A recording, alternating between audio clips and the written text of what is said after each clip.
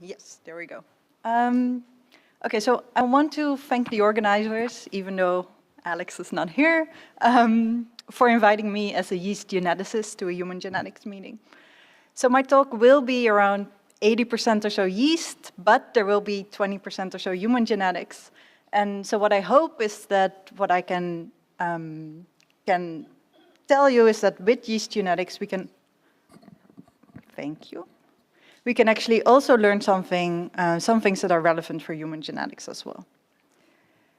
And so what we do in my lab is we study genetic interactions, where we have a specific focus on genetic suppression.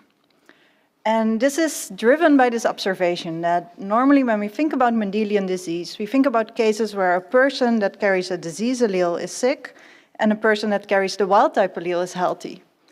However, now that more and more healthy individuals are being sequenced as well, we can start to identify people that are perfectly healthy despite carrying mutations that have been directly associated with severe early onset Mendelian diseases, such as cystic fibrosis.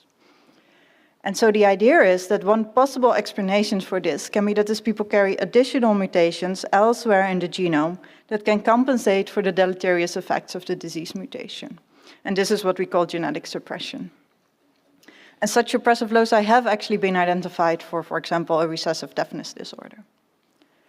Now, why we're interested in this is that if we would know in which genes these suppressive mutations occur, then that would give us an understanding of the disease and maybe on the long term would help in drug development. However, each individual carries millions of different variants, and at this moment we just don't have the knowledge to identify the suppressive mutations amongst these millions of variants. And so this is what we're trying to study in my lab.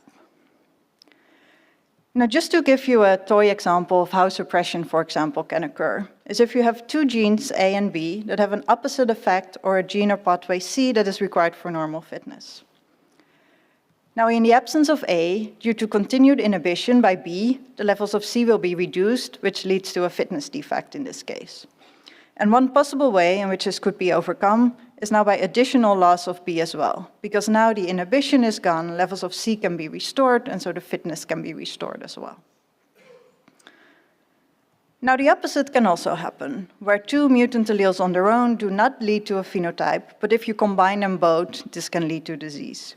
And this is what we call synthetic lethality. And this, for example, can happen between two parallel pathways, where the inactivation of one doesn't lead to a phenotype because the other one is still there. So in this case, in the absence of A, B is still there to activate C.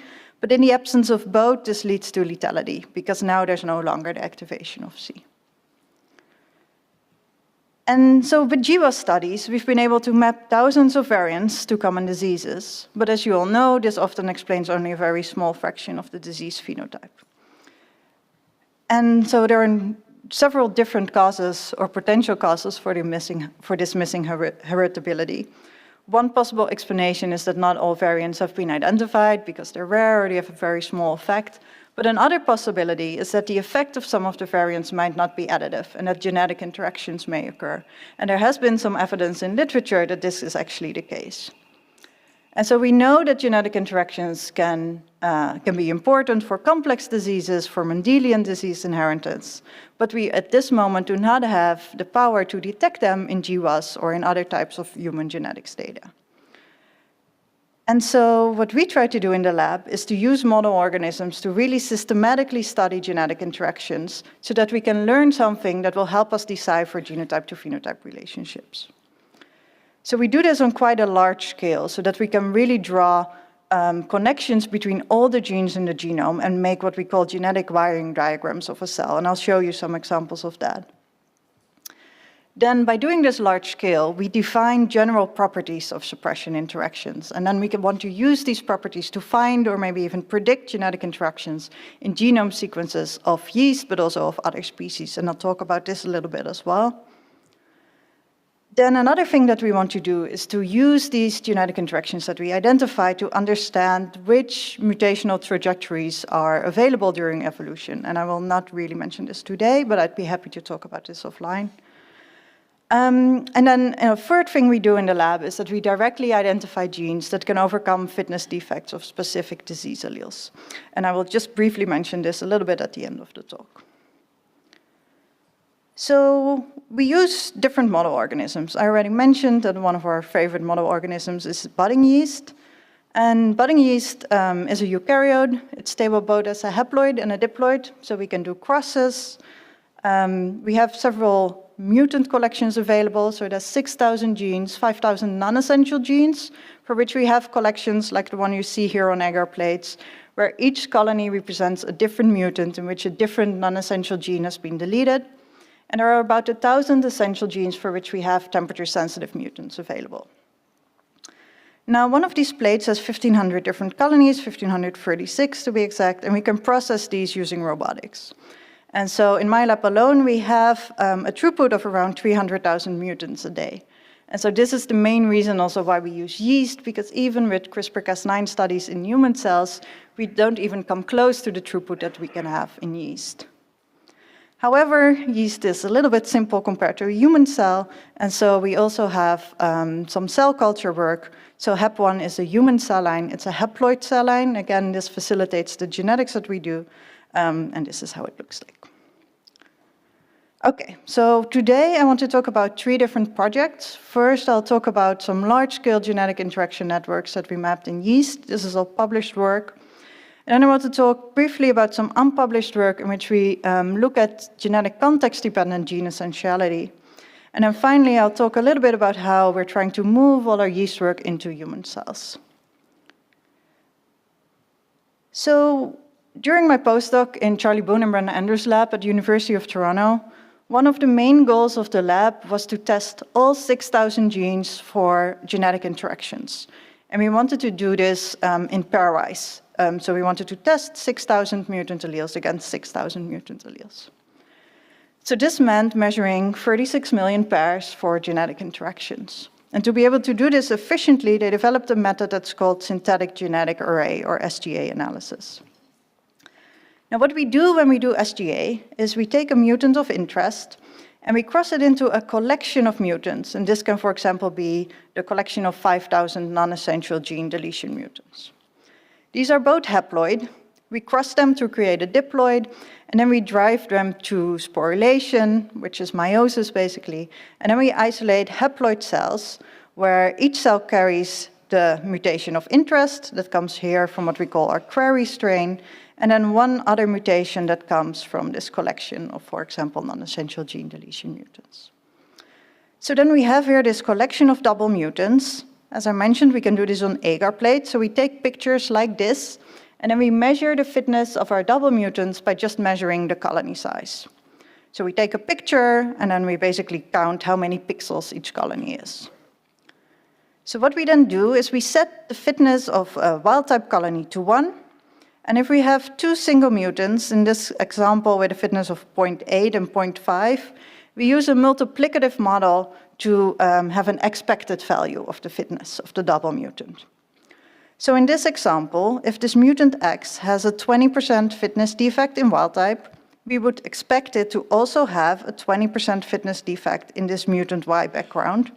So we would expect a fitness of 0.8 times 0.5 is 0.4 in case there's no genetic interaction. If the actually observed double mutant fitness is lower than this, we call this a negative interaction, such as synthetic lethality. And if the fitness is higher than this, we call this a positive genetic interaction. Now, I told you in the beginning in my introduction that we're really interested in suppression interactions. And so these are a very extreme type of positive interaction in which you go from a single mutant that has a fitness defect to a double mutant that really grows a lot better. Okay, so we used this method to map our 36 million pairs, or actually we did 18 million because you don't have to do everything in 2 directions. And this is what the final results look like. So what you're looking at here is this bit of a hairball where each node represents a different gene. So yeast has 6,000 genes, and all of them are represented here as 6,000 dots on this network. Now, they're connected if they share similar sets of genetic interactions. And what this means is if you think about 2 genes that encode 2 proteins that, for example, encode subunits of the same protein complex. Because these 2 proteins are in the same protein complex, and they basically have the same function, you would expect them to have a similar set of genetic interactions, to have interactions with the same genes. And so if genes share similar genetic interaction profiles, as we call them, this is a very strong measure of a very similar function of these two genes. And so you can see these dense clusters appear on this network. And if we do unbiased GO-term analysis on this for GO-term enrichments, we can see that each of these clusters corresponds to a different biological function. Now, what you can see here is also that similar biological functions or related functions map close together on this network. So for example, here, this green cluster is ribosome biogenesis. It's right next to ribosomal RNA processing, which is next to mRNA and tRNA processing. So now what can we do with a map like this? One of the things is that if we have an uncharacterized gene and we measure its genetic interaction profile, we can see where it maps onto this map, and this gives us a very strong prediction of what the function of this gene actually is. Another thing we can do is if we haven't measured the genetic interaction profile of a gene, but we know that it's in the same complex as a few other genes that we actually did test, we can predict its genetic interactions quite accurately. So this work is now published a few years ago, and it mapped hundreds of thousands of positive and negative genetic interactions. But those suppression interactions that are especially interesting when we think about human disease were only very poorly represented in this data set, and this has several technical reasons. And so we wanted to have a second look at suppression interactions specifically. And so for that, we took a different approach. So one of the things you can do with yeast is you can take a mutant that has a fitness defect and then grow it for several generations to isolate faster growing cells that may have acquired a spontaneous suppressor mutation somewhere in the genome. So on agar plates, this looks something like this, where you have the small colonies that represent the starting strain, and then you have the bigger ones that are those that may have acquired a suppressor mutation, and then we sequence these whole genome to identify the genes in which those mutations have occurred. So we've done this for 200 different mutants, and we also collected data from the literature in which other people had done this for an additional 1,800 interactions. So with this set of 2,000 suppression interactions, we mapped another network. So I'm showing you this only very small in the corner here because it's a little sparse still for a network to really learn a lot from the global picture. But if we zoom in, I don't know if this is, okay, it's better visible for you than it is for me. What I did here is I grouped the genes by protein complex or pathway membership. And so these genes here all have a role in DNA damage repair. Now I'm showing the suppression interactions as arrows that go from the suppressor gene to the gene with the fitness defect that's being suppressed. And what I hope you can see here is the vast majority of the arrows all point in the same direction, which is summarized by these bigger arrows here on top. And so what this means is that by mapping these interactions systematically, we can build a hierarchy between complexes and pathways, in this case involved in DNA damage repair. Now, what does this mean? So we can see there are some complexes that only function as suppressors, there are some complexes that can only be suppressed, and we looked into what these relationships actually mean. Now, in this example, it all represents the rerouting of DNA damage repair to alternative repair pathways in case one pathway is inactivated. Now, we can do something similar for genes involved in chromatin and transcription, where we can build similar hierarchies, and in that case, all the suppression relationships represent the activation or repression of transcription. Now, another thing we can do is, now that we have a set of 2,000 interactions, is try to define those general rules I talked about. So we try to divide these 2,000 interactions into distinct classes or mechanistic classes. So what I'm showing you here is for all suppression pairs, so all 2,000 interactions, whether they had a functional connection to each other. So all the different parts in blue here represent, for example, that the two genes were members of the same complex, of the same pathway, or had another type of functional connection. Now, this is way higher than you would see for any other type of genetic interaction, or for example, for physical protein-protein interactions. And because we see such a strong functional connection between the suppressor gene and the gene with the defect it is suppressing, we can use this to assign function to previously uncharacterized genes. And so we've done this, for example, here for this gene that we named anyone. that we found as a suppressor for a NEO1 mutant. Now, NEO1 is essential, so we're using a temperature-sensitive mutant here that grows perfectly fine at low temperature, but has a severe fitness defect at high temperature. Now, in the absence of this NE1 suppressor gene, the cells grow perfectly fine also at this high temperature. And so the fitness defect of this NEO1 mutant is suppressed at this high temperature.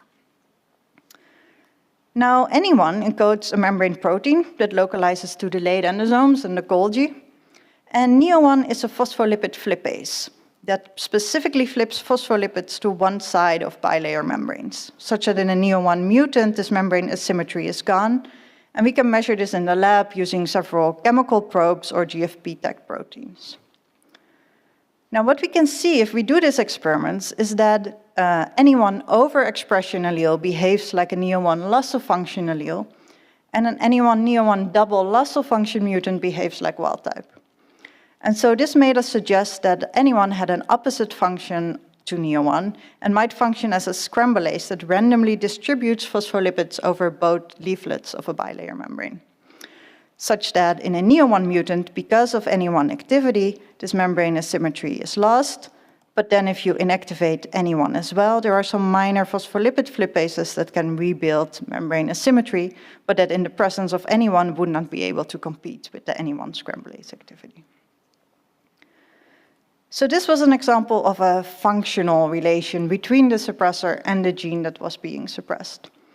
But we also find some more general ways in which suppression can occur. And so if we look specifically at hypomorphic alleles, so these are partial loss-of-function alleles that have a point mutation somewhere in the gene that makes the protein or the mRNA less stable. Now, what we can see is that these alleles are suppressed by mutations in the protein or the mRNA degradation pathways. And you can see that almost half of the alleles are actually suppressed by a mutation in one of these pathways. Now, what this means is that you have an allele that has a mutation that makes it less stable, that makes the protein less stable. Then one way to overcome this is by inactivating part of the protein degradation pathway, so you have more of your mutant protein. So this has nothing to do with the function of the gene that has this mutation, but just by the fact that the mutation makes the protein less stable. Now, I'm not talking here about mutations that completely knock out the proteasome. This would be lethal to any type of cell. But these are very subtle mutations that just that are chaperones or ligases that just alter a little bit the efficiency of protein or mRNA degradation. And so we thought, because most human disease alleles are hypomorphic alleles as well, maybe some subtle variation in these pathways might be associated with a protective effect against very specific disease mutations. So to be able to test this, and this is basically what it's showing here, so that reduced protein mRNA degradation can be beneficial in some cases. So to test this, and this is data from a collaborator, Chad Myers, what he did is he looked at GWAS data, where he looked for the co-occurrence of SNPs in people, both in the control and in the disease cohorts. Then he drew these SNP-SNP interaction networks. So basically you have a line here between two SNPs if they co-occur within the same person. Then he overlaid pathway data, and then he looked for enrichments of pathways that had interaction either in the control cohort that he would say are associated with a protective effect, or in the disease cohort, which we would call risk-associated. Now, I won't actually show you the data here, I'm sorry, but it's Chad's data, so it's not really up to me to show this to you. But what we can see is, so we tested over 800 pathways in more than 10 disease cohorts, that we can actually find both protein and mRNA degradation machineries across the top protective associated pathways across very many different diseases. Okay, so just to summarize this first part, I showed you how we can map very large-scale genetic interaction networks in yeast that we can use to draw these maps of a functioning cell. If we zoom in to especially suppression interaction networks, we can build hierarchies of interactions between complexes and pathways. And if we map our genetic interactions into different mechanistic classes, we can learn about general mechanisms of suppression that might be conserved across species and may be relevant to human disease as well. So for the second part, I want to switch gear a little bit and talk about genetic context-dependent gene essentiality. So we all know that some disease mutations have a different outcome in different people, and this is true for yeast as well. If you knock out a gene in one strain, it might be perfectly fine, but in another strain, it might be lethal. So for example, I told you about this interaction of NEO1 and NE1, where I told you that loss of function of NE1 could suppress a NEO1 temperature-sensitive mutant. However, this suppression is so strong that NEO1, so this is an essential gene, normally you knock it out, the cells are dead. If you don't have NE1, the cells are perfectly fine. So this means that with one genetic mutation, one variant somewhere in the genome, you completely switch the requirement from this gene, from being absolutely required for cell viability to not really being necessary at all. This NEO1 mutant, in the absence of anyone, basically grows like a wild-type cell. And so what we wanted to know is how frequently is gene essentiality actually dependent on just a single genetic variant somewhere in the genome? Now, we wanted to test this systematically. And even in yeast, this is not very easy, because how do you suppress something that's dead? And so for this, I'll spare you all the yeast genetics, but we used a little trick in which we use haploid cells, in which essential gene is deleted in the genome, but the cells are viable because they carry a temperature-sensitive allele of the same essential gene on plasmid. Now, these cells are now temperature sensitive, which means we can grow them at high temperature to isolate suppressors, which is like the bigger and the smaller colonies, like I showed you before. And what we can then do is test if these colonies can survive loss of the plasmid. So we've done this for over 700 genes, so around 75% of all essential genes in yeast. And we found 124 genes, so this is more or less 15%, a little more, of the essential genes for which we can isolate strains in which the essential gene is lost, but the strains are still viable. So what we did is we sequenced these strains whole genome to identify the suppressors. But first I want to talk to you a little bit about what these 124 essential genes are that are no longer essential in specific genetic backgrounds. So if we look at the function of these dispensable essential genes, as we call them, we can see that they are enriched for different processes that have a role, for example, in transport or in signaling, and they're depleted for things like translation or ribosomal RNA processing. And so you can imagine that a cell simply cannot live without a ribosome, but there might be alternative ways in which something can be transported or by which signaling can occur. Now, because we tested over 700 different genes, we could also look at this dispensability on a complex level. Because if a complex is essential, often a lot of the subunits are essential, and so we could see if the different subunits behaved consistently in our assay. So what I'm showing you here is every row will be a different complex. I'm showing the number of essential subunits, where in blue are the indispensable subunits. So we tested these genes in our assay. The cells could never grow without this gene.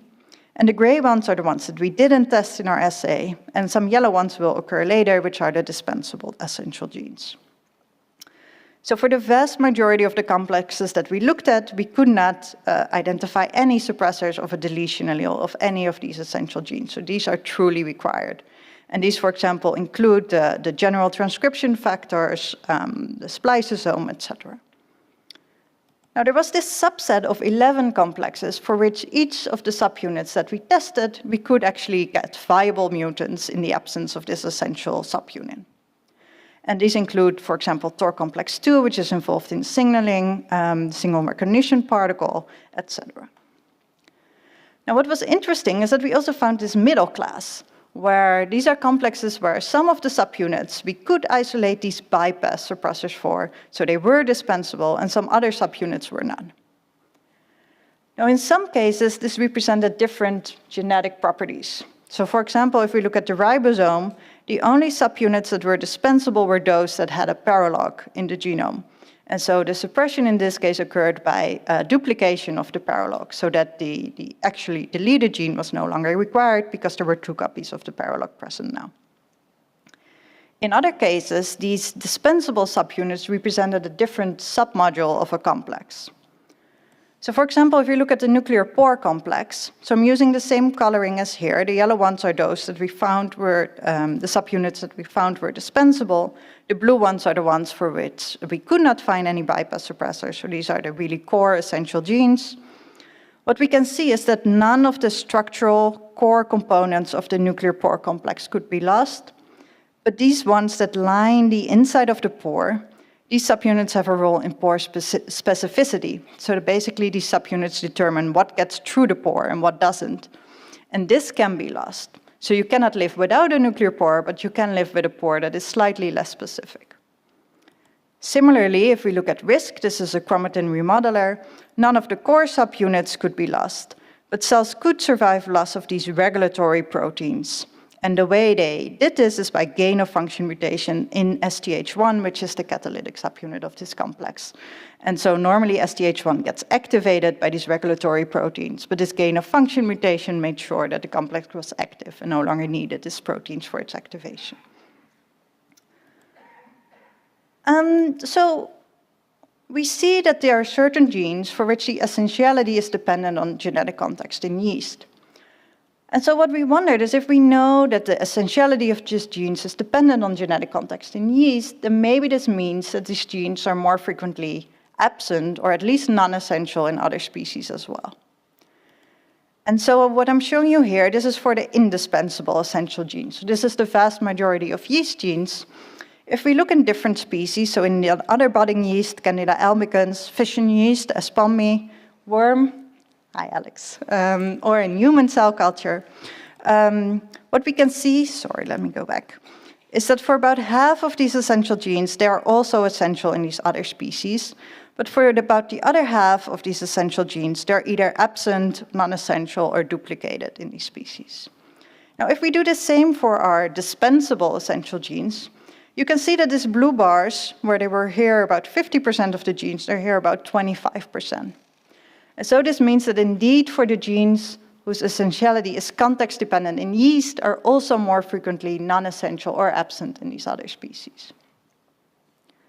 So far I only talked about these dispensable essential genes, but what about the suppressors in this case?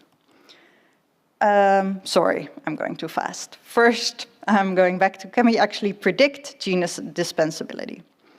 So one of the things that we wanted to use is the data that I showed you on the previous slide, so the functional categories, the evolutionary properties, but we had a lot of other different properties like essentiality in other yeast strains, etc. And we wondered if we could use all the properties that we found to actually predict gene dispensability amongst the essential genes that were not tested in our assay. And so we did this here, where we took the 200 or so genes that we did not test, and we used all the properties that we defined to calculate a dispensability probability score for each of these 200 genes. Then we took the top 20 or so and the bottom 20, and we tested these in our experiment to see if they were actually dispensable or not. And as you can see, about 7 of our top scoring genes indeed were, and none of our lowest scoring genes. And so this is a very significant difference that shows that we can actually use what we learned from doing these experiments to predict essential gene dispensability. Okay, so now the suppressors. So when we look at them, one of the things that we can see is, like before, we see a very strong functional connection between the suppressor gene and the gene with the fitness defect that's being suppressed.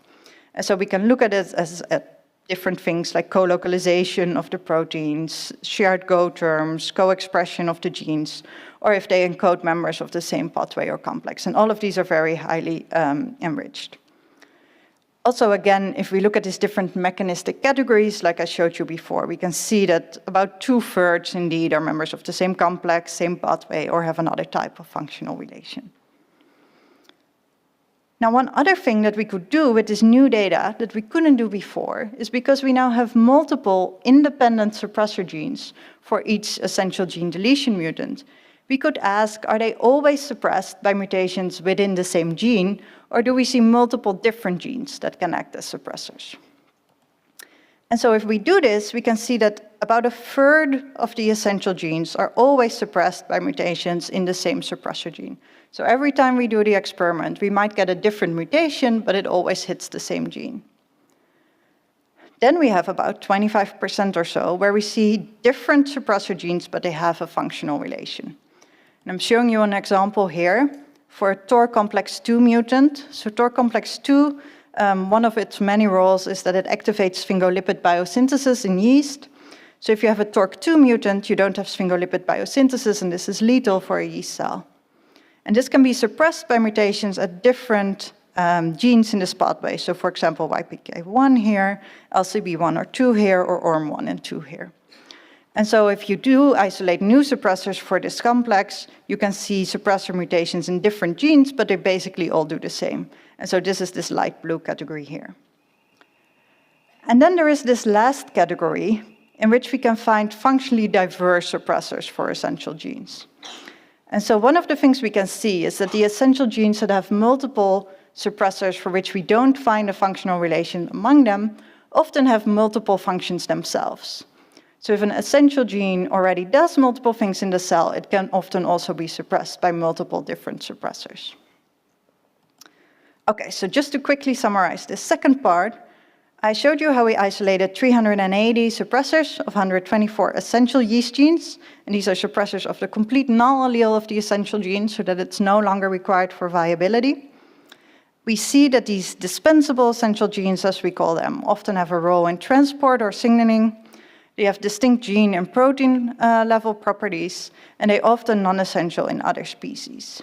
And so we can use these properties that we saw to predict gene dispensability amongst untested genes in our assay. Then about the suppressors, they often have a functional connection to the dispensable essential gene. I didn't show you the data, but they're often essential themselves. I showed you how there's only a few routes to suppression in general.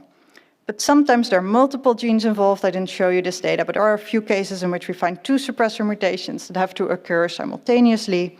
And we also often see aneuploidy. So if you're interested in that, I'd be happy to talk about this offline. So this was mainly work that we've done in yeast, but of course now that we have CRISPR-Cas9, what we really like to do is also do screens for suppression or other types of genetic interactions in cultured human cells. Because although we can learn so much from yeast, there's a lot of more gene regulatory things that are not present in a yeast cell. And so when I was still in Toronto during my postdoc, what we started up was we developed a genome-wide lentiviral knockout library. For the experts here, this is TKO-V3, which is a genome-wide library of guide RNAs that targets basically each gene in the genome. And so what we can do with this library is that if we start with a wild-type cell and we inactivate genes of interest, so we knock out gene A, we knock out gene B, and we take a wild-type as a control along as well, we can infect these with our genome-wide knockout library so that we get a collection of double mutants. So in each of these cells, our gene A will be inactivated and one other gene in the genome. And then we can passage these for several generations, and then by sequencing, identify what the mutants are that are present here and what the mutants are that were present in our double mutant pools. And then we can look for gene knockouts that specifically drop out of one mutant pool, but not of our wild type or others. So in this example, so if we look at our wild type, so for wild type, of course, we get a single mutant population. We here have 3 genes, the yellow, pink, and blue one, and all 3 of them are still present at our final time point. But if we look at our mutant B background, the blue mutant is not present here. Well, it was present here, and it's also present in another screen. And so what this means is that this gene, this blue gene, gene Z, probably has a synthetic lethal interactions with mutant gene B. That was the background in which we did the screen. And similarly here for the pink gene, gene Y, and mutant A. And so we've done about 100 different of these screens now for 100 different mutant genes, and I'm just showing you example data for one of these genes. So this is for ARID1A, which is a component of the SMI-SNF chromatin remodeling complex. And so what I'm showing you here, each dot again is a gene, is how quickly does this gene, when it's knocked out, drop out of an ARID1A screen compared to a wild-type screen. And so the vast majority of genes just maps right onto the diagonal, so it doesn't have, it has an equal effect when you knock it out in wild-type than when you knock it out in an ARID1 mutant cell line. But I highlighted the genes here in pink that drop out more quickly in wild type than in an ARID1A mutant. So these are our positive interactions, including our suppressors. And these are the blue genes here, are those that drop out more quickly in an ARID1A mutant background than in a wild type. So these are our negative interactions, such as synthetic lethal partners. So I highlighted 4 of the most significant positive and negative hits. And what you can see is that many of those also have a role in transcriptional regulation. So similar to what we've seen in our yeast genetic interaction network, also in human cells, when we look at the interaction partners, they often have a functional relation to the query gene itself. And so just to highlight one example, we find here ARID1B, which is the paralog of ARID1A. So you would expect this would be a synthetic lethal interaction. Now, although we find some positive interactions, it's similar to the early high-throughput screens that we did in yeast. It's very hard to find really true good suppressors in these screens. And so one of the things that my lab is currently working on is to optimize this screening technology to really specifically look for suppressor mutations. And just to show you one example here is we did a screen for ADSL, which is a gene involved in adenine biosynthesis. And it converts a toxic metabolite to a non-toxic compound.